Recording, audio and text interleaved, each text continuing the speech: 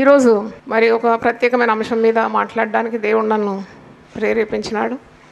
అదేంటంటే పరిశుద్ధత లేకుండా ఎవడునో దేవుని చూడలేడు. హెబ్రీలకు రాసిన పత్రిక 12వ అధ్యాయము 14వ వచనం చూడండి. అందరితో సమాధానమును పరిశుద్ధతయు కలిగి ఉండుటకు ప్రయత్నించుడి. పరిశుద్ధత లేకుండా ఎవడునో ప్రభువునో చూడలేడు.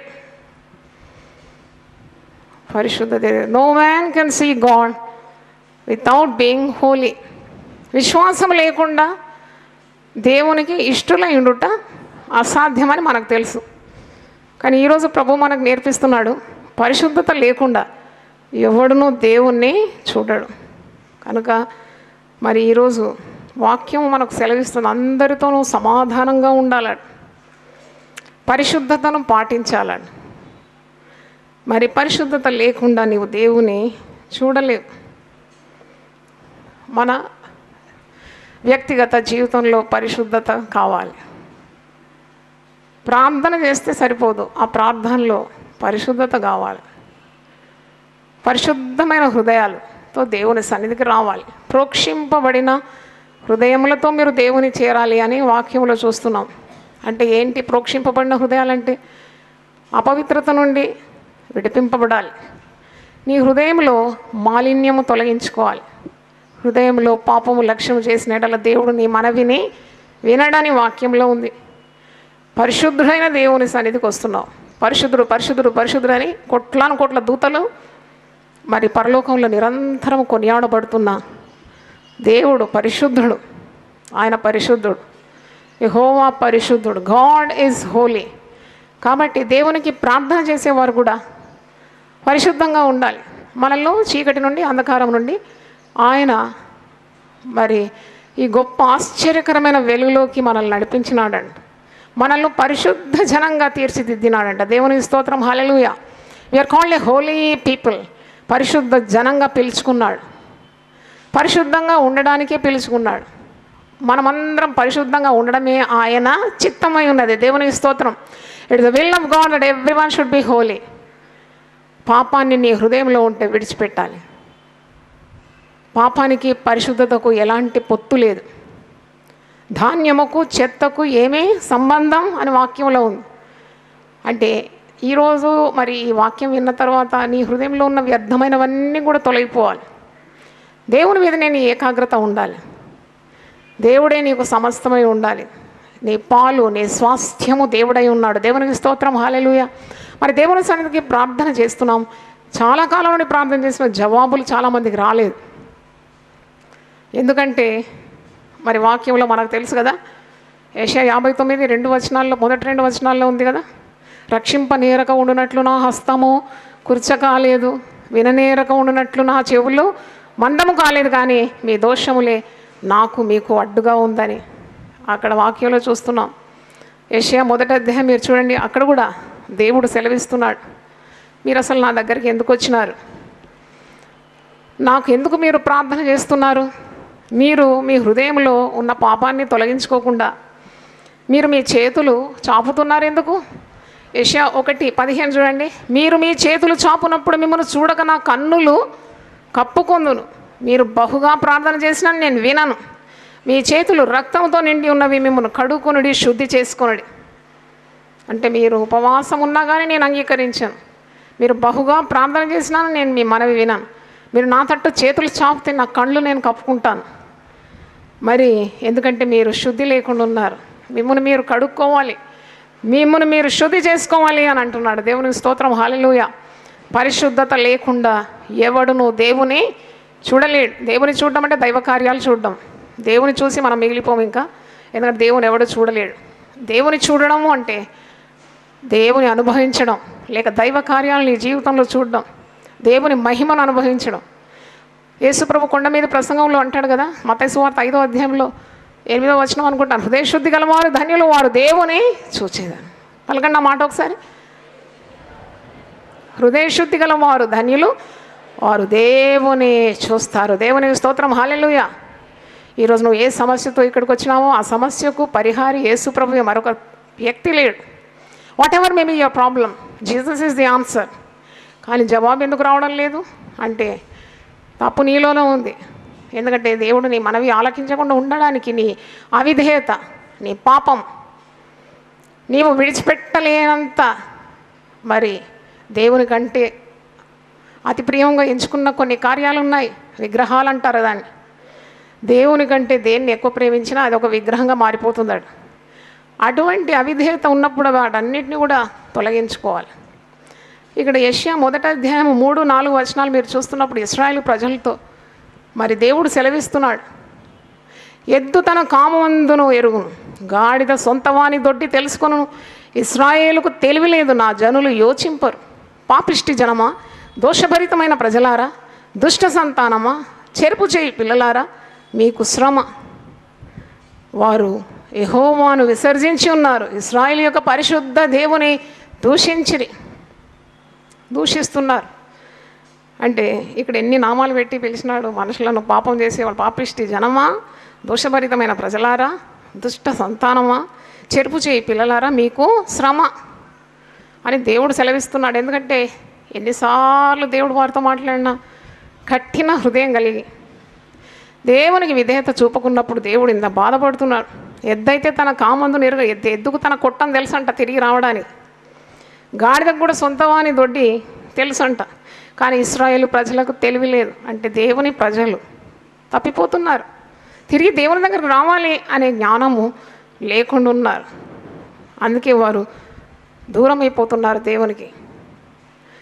వారు మరి వారి పాపమే దేవునికి వారిని వేరుపరుస్తుంది. అందుకే ఇక్కడ 5వ వచనం చూడండి. నిత్యము తిరుగుబాటు చేయొచ్చు మీరేలా ఇంకను కొట్టబడుదురు. ప్రతివాడు నడినెత్తిని వ్యాధి కలిగి ఉన్నాడు, ప్రతివాని గుండె బలహీనమయ్యను. అరకాలు మొదలుకొని తల వరకు స్వస్థత కొంచెమైనను లేదు. ఎక్కడ చూసినను గాయములు, దెబ్బలు, పచ్చి పుండ్లు, అవి పిండబడలేదు, కట్టబడలేదు, తైలంతో మెత్త చేయబడలేదు.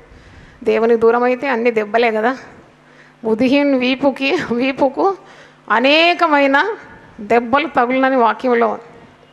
ఎందుకంటే దేవుని క్రమమును మీరినప్పుడు తప్పకుండా అది అక్రమం అంటారు, దానికి తగిన శిక్ష అనుభవిస్తూ ఉంటారు. కాబట్టి దేవుని దగ్గరికి దేవుని జనులు రావాలి, వారి పాపాన్ని వదిలిపెట్టాలి, దేవుని నుండి వేరు చేసేది పాపమే అని గ్రహించాలి అని ఇక్కడ మనం చూస్తున్నాం. దేవుని బిడ్డలు మరి పాపము చేయడానికి తెగించొద్దు. పాపం చేస్తూ పెద్ద పెద్ద ప్రార్థనలు చేస్తే వీ కెనాట్ ఫూల్ గాడ్. నువ్వు దేవుని ఎప్పుడు కూడా బుద్ధిహీనుడని అనుకోకూడదు. ఎందుకంటే దేవునికి సమస్తం తెలుసు, హృదయము అంతరింద్రియము పరిశోధించే దేవుడు. కాబట్టి నీవు అవిధేయత లేక, అక్రమము లేకుండా, అవినీతి కార్యాలు చేసినప్పుడు దేవుని సన్నిధిలో ప్రార్థన చేసి విడుదల పొందాలి.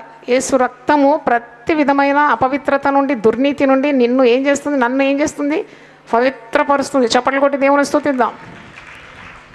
The blood of Jesus cleanseth from all impurities. ప్రతి విధమైన పాపం నుండి విడిపించేది యేసు రక్తం. మనము పిలువబడిన పిలుపు పరిశుద్ధమైన పిలుపు. పరిశుద్ధులుగా ఉండటానికి మిమ్మల్ని పిలిచినానని వాక్యము సెలవిస్తుంది. కాబట్టి ఈరోజు కొన్ని వాక్యాలు మీకు నేను జ్ఞాపకం చేస్తాను, దాని ద్వారా మనం చక్కబడాలి. ఎందుకు నీకు ప్రార్థనకు జవాబు రావడం లేదు? నీలో దాగి ఉన్న పాపం ఏంటి? అవినీతి ఏంటి? అక్రమం ఏంటి? చెడేంటి? లేక అవిధేయత ఏంటి? అది దేవుని సన్నిధిలో వాక్యం అనే అర్థంలో చూసుకొని దాన్ని వదిలిపెట్టాలి. అప్పుడే ప్రార్థనకు జవాబు లభిస్తుంది. ప్రార్థన దేవుడు ఆలకిస్తాడు. ఆలకించడం మాత్రం కాదు, దానికి జవాబిస్తాడు. మరి దేవునికి ప్రార్థన చేసేవారు పవిత్రమైన హృదయంతో ప్రార్థన చేయాలి, విత్ హోలీ హార్ట్. నువ్వు మోకరించగానే పరలోకం విప్పబడాలి. దేవుని స్తోత్రం, హల్లెలూయా. మరి when you kneel down with a clear conscience, ఒక మంచి మనస్సాక్షితో మోకరించగానే you can feel heaven in your heart. నీకు తెలిసిపోతుంది దేవుడిని మనవి ఆలకిస్తున్నాడని. యథార్థవంతుల ప్రార్థన ఆయనకు ఆనందకరం అంట. దేవునికి స్తోత్రం, హల్లెలూయా. నీతిమంతుల ప్రార్థన విజ్ఞాపన మనపూర్వకమై బహుబలం గలదై ఉంటుందంట. దేవుని స్తోత్రం, హల్లెలూయా. ఏలియా మన వంటి స్వభావం గలవాడే కానీ వర్షింపకూడదంటే వర్షం పడలేదంట, పడుమంటే పడిందంట. దేవుని స్తోత్రం, హల్లెలూయా. అంటే ఇంత శక్తివంతమైన ప్రార్థన చేయాలంటే తప్పకుండా you should have a Holi life, ఒక పరిశుద్ధమైన జీవితం ఉంటేనే అలాంటి శక్తిగల ప్రార్థనలు మనం చేయగలమని మర్చిపోకూడదు. పరిశుద్ధత లేకుండా ఎవడు దేవుని చూడలేడు. 141 కీర్తన ఒకసారి చూడండి, 141:2. నా ప్రార్థన ధూపము వలెను, నేను చేతులెత్తుట నా సాయంకాల నైవేద్యం వలెను నీ దృష్టికి అంగీకారము లగును గాక. దేవుని స్తోత్రం. నీ ప్రార్థన ధూపంలా ఉండాలి. నువ్వు చేతులెత్తుట కూడా సాయంకాల నైవేద్యం వలె ఉండాలి. అంటే పవిత్రంగా ఉండాలి, పరిశుద్ధంగా ఉండాలని అర్థం. మనం ఏ పని చేసినా పవిత్రత పాటించాలి. అదే వాక్యం మనకు బోధిస్తుంది. నీ తలంపుల్లో నువ్వు చెడిపోకుండా ఆ తలంపులను కూడా చెరపట్టి దేవునికి లోబడినట్లు చేయాలని పరిశుద్ధుడైన పౌలు కొరింథీయులకు రాస్తున్నాడు. ప్రతి విధమైన తలంపును నువ్వు చెరపట్టాలి. దేవునికి విరోధంగా ఉందా దాన్ని నీవు చెరపట్టి బంధించి దేవునికి విధేయత చూపే రీతిగా నీ తలంపులను కూడా నీవు సక్రమంగా నడిపించాలి. అంటే ఆలోచన విధానము కూడా దేవునికి అనుగుణంగా ఉండాలి కదా. మన మాటలు పవిత్రంగా ఉండాలి. చెడ్డ మాటలు, బూతులు, పోకిరి మాటలు, సరసోక్తులు ఇవన్నీ చేసిన తర్వాత ఇదే నోరుతో ప్రార్థన చేస్తే దేవుడు ఆ ప్రార్థన అంగీకరిస్తాడా? కనుక వాక్కు మూలాన కానీ, తలంపు మూలం కానీ, నీ క్రియల మూలం కానీ దేవునికి మహిమ రావాలి. అంటే దేవుని చిత్త ప్రకారమే నువ్వు జీవించాలి. అప్పుడే దేవుని సన్నిధిలో నీకు ధైర్యం కలుగుతుంది. మీరు ధైర్యంగా కృపాసనం ఎంతకు రండి అని అంటున్నాడు కదా. ఒకవేళ పాపం చేస్తే నీ మొట్టమొదట నీకు నష్టమయ్యేది నీ ధైర్యమే కదా. నీ ధైర్యం చెడిపోతుంది. దేవుని దగ్గర రావాలని వస్తే నీకున్న ధైర్యం పోతుంది. కాబట్టి యూ కెనాట్ ప్రే. కానీ వాక్యం మనకు బోధిస్తుంది, హృదయ శుద్ధి గల వారి దేవుని చూస్తారు, పరిశుద్ధత లేకుండా ఎవడు దేవుని చూడలేడని వాక్యం నుండి మనం నేర్చుకుంటున్నాం. మన ప్రాచీన స్వభావాన్ని వదిలిపెట్టాలని. అంటే పరిశుద్ధత అనేది ఒక ఎప్పుడో మారుమనసు పొందినప్పుడు పొందినాం పరిశుద్ధత. ఇక తర్వాత మన పరిశుద్ధతతో పని లేదు. ప్రతిదినం దేవుడే నడిపిస్తాడని కాదు, కానీ ప్రతిదినం కూడా దేవుని వాక్యం ద్వారా నువ్వు కడగబడాలి. ప్రతిదినము ప్రార్థన ద్వారా దేవుని తలంపులను తెలుసుకోవాలి. అంటే నీ నడవడిక, నీ ప్రవర్తన, నీ మాట, నీ చూపు, నీ క్రియలు అవన్నీ కూడా దేవునికి అనుగుణంగా ఉండాలి. అదే కదా పరిశుద్ధత. దేవుని స్వభావం కలిగి ఉండడమే పరిశుద్ధత. దేవుని ఆత్మ కలిగిన వారు, అదే పరిశుద్ధాత్మ కలిగిన వారు, వారు పాపం చేయలేరు, వారు కీడు చేయలేరు ఎవరికి, వారు ఎవరికి మరి అపాయము వాటిల్లో చేయలేరు. అంటే they cannot do any hurt to any one, any harm to any one. They are led by the Spirit of God. క్రీస్తు యేసునకు కలిగిన ఈ మనస్సు మీరు కలిగి ఉండుడి అని వాక్యంలో ఉంది. అదే పరిశుద్ధత. ఎందుకంటే యేసు ప్రభు ఈ లోకంలో శరీరధారిగా ఉన్నప్పుడు ఏ పాపం చేయలేదు కదా. ఆయన పాపం చేసినట్టు వాక్యంలో లేదు. పాపులను ప్రేమించినట్లుంది, కానీ పాపాన్ని ప్రేమించినట్టు లేదు. కాబట్టి ఆ క్రీస్తుకున్న మనసు మనం కలిగి ఉండాలంటే పవిత్రత పాటించాలని దాని అర్థమై ఉన్నది. ఎఫెసీయులకు రాసిన పత్రిక 4వ అధ్యాయం ఒకసారి చూడండి. ఎఫెసియన్స్ 4:22 నుండి 24 వచనాలు నేను చదువుతున్నాను. ఎఫెసియన్స్ 4:22-24.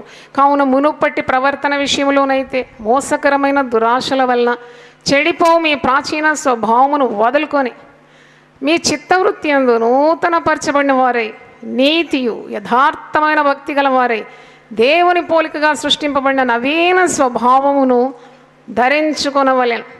ఎవడైనాను క్రీస్తు యేసునందు నిలవాడు నూతన సృష్టి, పాతవి గతించెను, సమస్తము నూతనమైపోయింది. కాబట్టి పాత స్వభావం వదిలిపెట్టాలి. పాత స్వభావములు మరి ప్రతి విషయంలో మోసకరమైన దురాశల వల్ల చెడిపో మీ ప్రాచీన స్వభావమును వదులుకొని మీ చిత్తవృత్తి యందు నూతన పరచబడిన వారై నీతియు యథార్థయు భక్తియు గలవారై దేవుని పోలికగా సృష్టింపబడిన నవీన స్వభావము ధరించుకోవాలి. క్రొత్త మనసు దేవుడు ఇస్తాడు. మనకు ప్రార్థన చేసిన ప్రతిదినం ప్రార్థించాలి పవిత్రత కొరకు. ఈ లోకంలో ఉన్నాం కదా, మాలిన్యంతో నిన్న చెడు ప్రపంచంలో మనం ఉన్నాం. కానీ దేవుని వాక్యం మన హృదయంలో ఉన్నది కనుక మన అడుగులు ఎప్పుడు కూడా జారవు. దేవునికి స్తోత్రం, హల్లెలూయా. దేవుని వాక్యపు నియంత్రణలోనే ఉంటావు. నీకు అవమానం రాదు, అక్రమం చేయలేవు, అవినీతి పాలు కాలేవు, నువ్వేది కూడా దేవునికి అయిష్టమైన మార్గంలో వెళ్ళలేవు. ఎందుకంటే దేవుడు నేను నడిపిస్తాడు. అందుకే ప్రార్థన కావాలి. నువ్వు ప్రార్థన వదిలే నేను పరిశుద్ధంగానే ఉంటానంటే కాని పని. ఎందుకంటే నువ్వు ప్రార్థన చేస్తున్న కొలదే నీకు పవిత్రత లభిస్తుంది. ప్రార్థన అంటే దేవునితో సహవాసం, దేవునితో సంభాషించడం. ప్రార్థన అంటే దేవుని సందర్శన అని ఒక పాట ఉంది. అంటే దేవునితో నువ్వు కలుస్తున్నావు కాబట్టి దేవుని యొక్క పవిత్రత అంతా కూడా నీకు లభిస్తుంది. అందుకే నీ యొక్క పాత జీవితాన్ని, చెడు ప్రవర్తన, ప్రాచీన స్వభావాన్ని వదిలిపెట్టాలని ఇక్కడ ఖచ్చితంగా వాక్యంలో మనం చూస్తున్నాం. మరి పేతురు రాసిన మొదటి పత్రిక 4వ అధ్యాయం ఒకసారి చూడండి. క్రీస్తు శరీరమందు శ్రమపడిన గనుక మీరును అట్టి మనస్సును ఆయుధముగా ధరించుకొనుడి. శరీర విషయంలో శ్రమపడిన వారు శరీరమందు జీవించిన మిగిలిన కాలం ఇక మీదట మనుజాశలను అనుసరించి నడుచుకొనక దేవుని ఇష్టానుసారంగానే నడుచుకున్నట్లు పాపంతో జోలి ఇక ఏమీ లేక ఉండును. పరిశుద్ధులకు పాపంతో పని లేదు. పాపం జోలికి వాళ్ళు వెళ్ళలేరు, ఎందుకంటే వారు పవిత్రులు, వారిలో దేవుడు ఉన్నాడు, దేవుని స్వభావం ఉంది కాబట్టి దే కెనాట్ సిన్. మనము పోకిరి చేష్టలు గమనించండి, 1 పేతురు 4:3.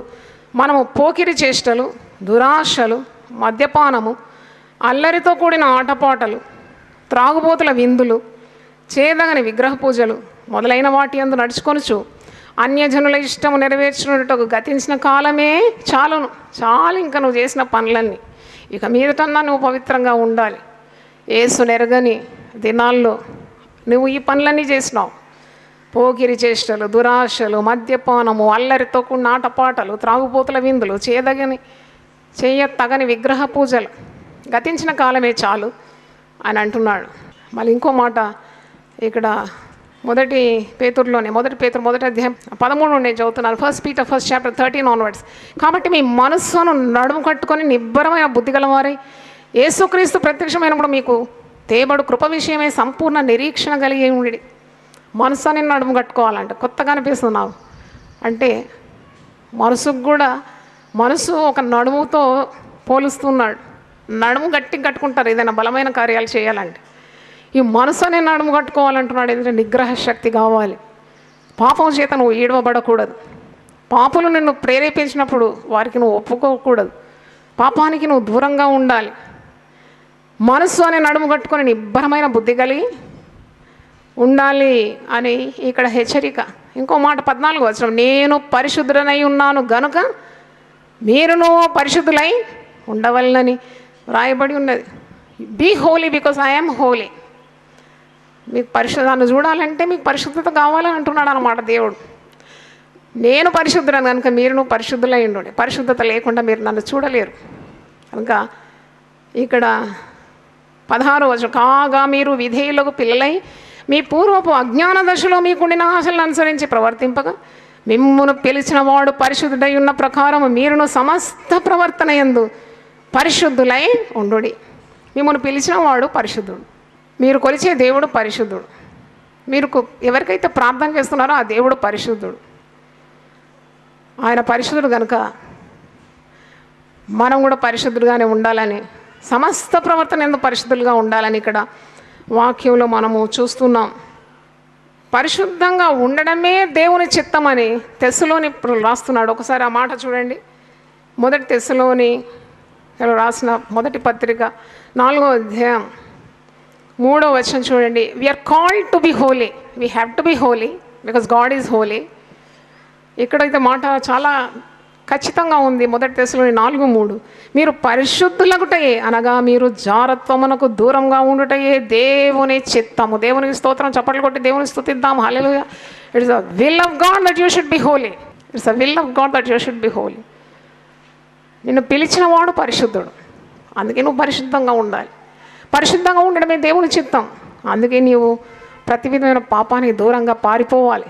ఇక్కడ ఒక మాట ఉంది, జారత్వమునకు మీరు దూరంగా ఉండాలి. ఇదే దేవుని చిత్తం.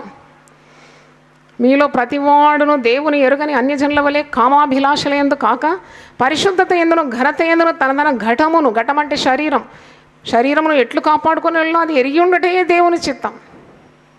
దేహము దేవుని ఆలయమని పరిశుద్ధాత్మకు నిలయమని వాక్యంలో మనం కొరింథీ పత్రికలో చూస్తాం కదా, అంటే దేహంతో నువ్వు ఆటలాడుకోకూడదు, ఇష్టం వచ్చినట్టు ప్రవర్తించి అటు పాపం చేస్తూ మళ్ళీ ప్రార్థన చేస్తే దేవుడు ఆ ప్రార్థన ఎలా వింటాడు? వదిలిపెట్టాలి ఆ పాపాన్ని. దేవునికి ఇష్టమైన మార్గం ఉంటే మరి అది వదిలేసి దేవుని సన్నిధికి రావాలి. నీవు నీ శరీరమును ఎలా కాపాడుకోవాలో అది తెలుసుకోవడమే దేవుని చిత్తమని ఇక్కడ స్పష్టంగా రాస్తున్నాడు. 7వ వచనం చూడండి, పరిశుద్ధులగుటకే దేవుడు మనల్ని పిలిచెను కానీ అపవిత్రులుగా ఉండుటకు పిలవలేదు. మనల్ని పిలిచినాడు. అందరూ మనం పిలువబడిన వారమే. ఇక్కడున్న ప్రతి ఒక్కరు కూడా దేవుని చేత పిలువబడిన వారు. పూర్వపు మన స్థితి ఎలాగుండింది, ఇప్పుడు ఎలాంటి స్థితిలో మనం ఉన్నాం? పూర్వం అజ్ఞాన దశలో ఉన్నాం, పూర్వం మనం పాపంలో ఉన్నాం, జిగటగల దొంగ ఊబిలో పడి ఉన్న మనల్ని దేవుడు పిలుచుకున్నాడు అన్నమాట. గొప్ప వెలుగులోకి మనల్ని పిలుచుకున్నాడు. అందుకే అంటున్నాడు, నేను పరిశుద్ధుని, మీరు పరిశుద్ధులుగా ఉండాలి. మీరు అజ్ఞాన దశలో చేసిన ఆ పాపాలు ఇక మీదట మీరు చేయకూడదు. మీ ప్రాచీన స్వభావాన్ని వదిలిపెట్టాలి.